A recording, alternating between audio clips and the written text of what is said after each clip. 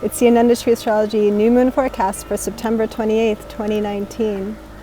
I'm here in Kerala, India, at the Amritapuri, the ashram of Amritananda, my Imam, my Guru. You can see the boats in the background. We're close to the ocean as well, just across the way.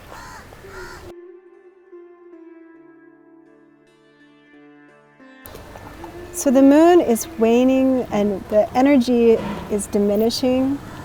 How are you feeling? The new moon of September 28th, 2019 is an important new moon for the goddess, the divine feminine. In Hindu mythology, this new moon is when the goddess Durga awakens. She's descending upon the earth in all her forms. Kali, Lakshmi, Durga. She is going to be awakening during the next 9 days of the waxing moon in the festival called Navaratri. Actually, it's 10 days long and 9 nights specifically, though, for her 9 forms. So the goddess, Durga, is the divine mother, the protector of the earth. She is also the one who can liberate us and awaken us so we can grow and become stronger, more self-realized, and heal the parts of us that need to be healed, and nourish the parts of us that need to be nourished as well. If you would like to know more, you can click. There's an article I wrote some years back, which is still really great. If you're interested in learning about all the 9 forms of the goddess that are separated uniquely each night, click below to read about her.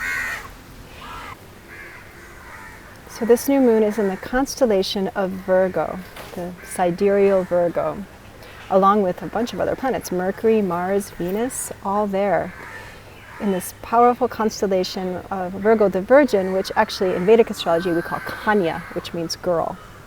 And it is the image, the constellation is the image of the goddess, fertility goddess of the earth, like Ceres or Demeter, holding a shaft of wheat or an ear of corn. And this is the sort of the seed of life that she's offering. So this is the time of harvest that we're in, right? This Virgo energy. But it is connecting to the goddess in the form of the wisdom of the earth, because Mercury is exalted there in this sign. And it is connected to the form of the goddess that is about analysis and healing and holding this wisdom, holding this knowledge and imparting it and communicating it as well.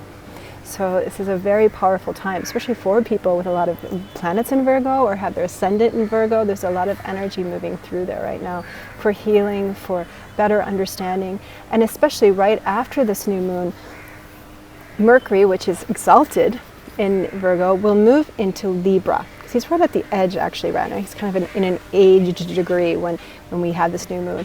And when he shifts into Libra, the day after, there's going to be a Parivartana yoga between Venus and Mercury. This energy can really help with communication, healing relationships, romantic relationships, or any kind of partnerships or kind of co-creative projects you're having, artistic expression, and also giving great opportunities actually in the months to come for finance. Now, that Parivartana yoga only actually lasts until Venus also moves signs. She's going to be changing signs on October 3rd. The goddess of love will enter Libra, where she's really strong. She loves it there. And simultaneously, this is really auspicious because it's happening as the evening star, Venus, is appearing. This form of Venus is a very auspicious form. She's half the time in morning star, and then she goes combust, and then she appears as evening star. Well, she's just appearing now. You might be able to catch a glimpse of her right at sunset already. And as these weeks progress after this new moon, she's going to be getting brighter and brighter. In fact, I think she reaches her greatest magnitude in November. Now, evening star is a time of receptivity, of open-heartedness, of creative sharing and connection. So again, this is such a dynamic time for artists, for people in any kind of community sharing and expression projects, and for romantic relationship healing. It may even bring in a relationship, especially if you have key planets in Libra. or if you are running a dasha cycle of Venus. This new moon is going to be in the nakshatra of Hasta nakshatra, the hand. It's symbolized by a hand. Actually, it's 5 stars, not just 1 star. 5 in the constellation of Corvus, and it looks like a hand. It's spread out like an open hand. So Hasta has to do with the dexterity of the hands, literally. And it's something quite unique about human beings is that we have these thumbs, right? We have this ability to use our hands in such an agile and with such skill, the things that humans make, right? So Hasta has to do with that handiwork or skills that we have. Maybe it's not just art, it could be music. It could also be, because it's Virgo, connected to healing, especially healing modalities like Reiki or fine-tuned kind of acupuncture or massage. Also writing, because we write with our hands. And Mercury is so connected, also exalted at this new moon. This could be a really great time for writers, or if you want to get into just journaling and expressing how you're feeling through words. This is a time to try that out. Venus is so powerful in the weeks to come, and I'm really happy about this because we've had through the summer so much energy of Saturn and Ketu, which continues. Saturn and Ketu they're still together. Saturn, they're very slow moving, both of them. But now that Saturn is moving direct, these heavy energies of kind of despair, actually, and a feeling of realism and heaviness, this energy is separating now. But in the meantime, Saturn and Ketu are continuing to be together until January, when Saturn moves out of Sagittarius and into Capricorn. And in these next months, the Kala Sarpa Yoga, the yoga called the Serpent of Time, is forming because all of the planets are on one side of the nodal axis. So Kala Sarpa Yoga does tend to magnify the power of Rahu and Ketu. And Rahu and Ketu do have to do with the things, the shadow world, right? These things that are out of our control as well. So it is a yoga that seems to affect politics and things on a bigger level. It can create scandals. It can have you questioning what's true even more, and maybe in the media or what politicians are saying. And it does create shocking events often. So this is continuing for a few more months as well, so you know. But overall, it looks like the astrology is, in this time anyway, this October and November, there's a lot of opening, a lot of heart opening, a lot of hope for change and connecting and networking that can happen right now as well, especially after the new moon. I really feel like this waxing new moon of the goddess, and also the time that comes afterward as Venus is growing in magnitude in the weeks to come as well. There's a lot of hope. So do keep open to possibilities and change and expression and connectivity and love this time. This is what we celebrate in Navaratri, the destruction of the buffalo-headed demon Mahishasura. She's the Mahishasura Mardini. And it's this amazing ability of Shakti to rise up and defend the earth from greed and destruction and selfishness. This ability to protect the order of Dharma and the sustained life on this planet that we celebrate. So this is a time really to be connecting in with the Divine Feminine and the Goddess of Love. So let's just see what the Tarot has to say about this new moon in Hasta Nakshatra and the rebirth of the goddess through Navaratri.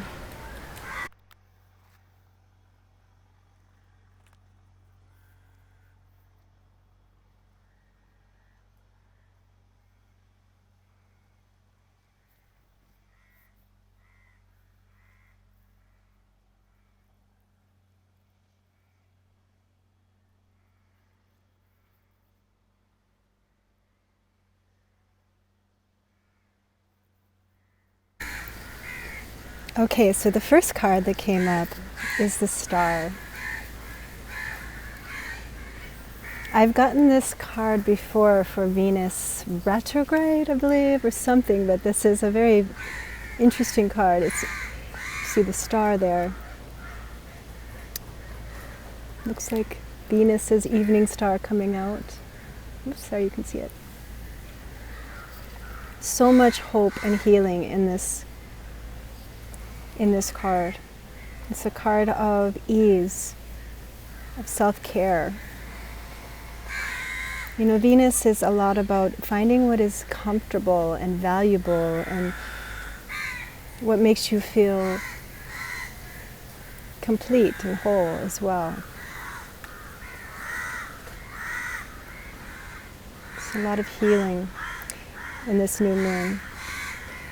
Hasta is also, like I was saying, so connected to healers, especially ones that use their hands.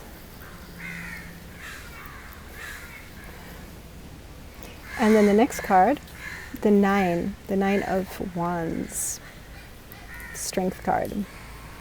It's sort of appropriate for the 9 days of the goddess coming up, her 9 strengths.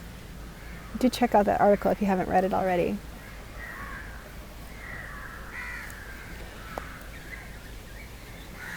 You know, there's something about this new moon and the days to come. It is about taking things less seriously on one level. Now Saturn and Ketu are slowly separating. Not done yet, but separating. And finding a sort of place of peace, inner peace, so that other possibilities can come forward. This is the moon in Libra, this card actually, and actually in the Western system the moon is in Libra, which is ruled by Venus. So it is a really powerful Venus time. Peace. Venus is the goddess of peace, of finding a way to come together, of unifying differences, finding the commonalities, finding how we can find peace of mind as well in our relationships and in our endeavors. Even-mindedness, acceptance, and witnessing one another and also our own needs. So, the star, the goddess of healing, is rising. Healing means letting go, seeing what you can do and what you can't, and finding a balance.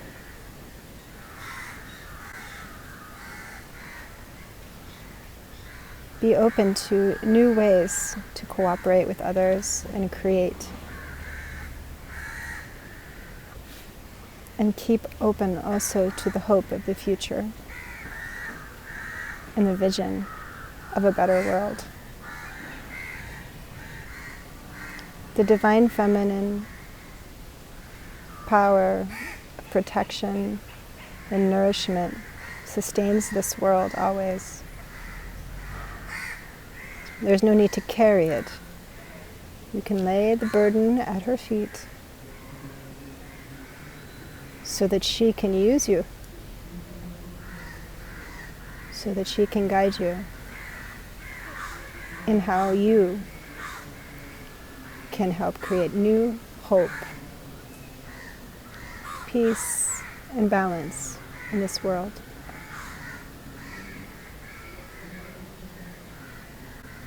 So take it easy.